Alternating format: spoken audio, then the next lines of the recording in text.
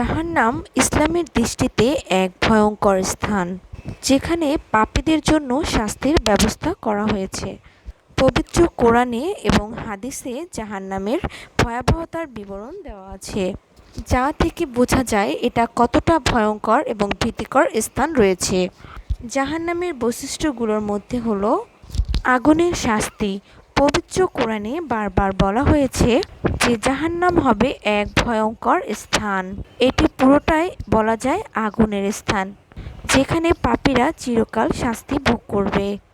তোমরা সেই আগুন ভয় করো যার জ্বালানি হবে মানুষ ও পাথর, যা প্রস্তুত করা হয়েছে অবিশ্বাসীদের জন্য। সূরা বাকারা আয়াত 24। পানি ও খাদ্যর অভাব। হাদিসে উল্লেখ আছে যে জাহান্নামীদের খাবার হবে কাঁটাযুক্ত গাছ ও নরকীয় গরম পানি। তাদের জন্য থাকবে গরম পানি এবং পুঁজের মতো নরম তরল। সূরা সাদ আয়াত 57। শাস্তির ধরন। জাহান্নামীদের শরীর বারবার আগুনে পুড়তে থাকবে এবং আবার তৈরি হবে, ফলে যন্ত্রণা কখনো কমবে না। তাদের চামড়া যখন পুড়ে যাবে, আমি আবার তখন নতুন চামড়া সৃষ্টি করব। তারা তাদের শাস্তি পেতে থাকবে।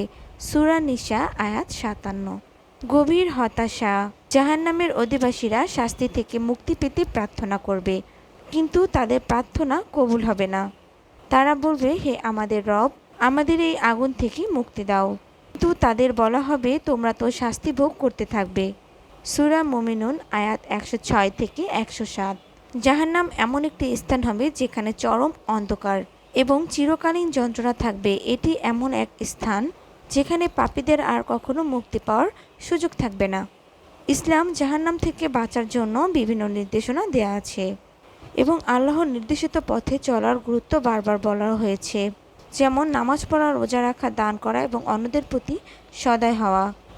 একটি সতর্কমূলক রচনা যা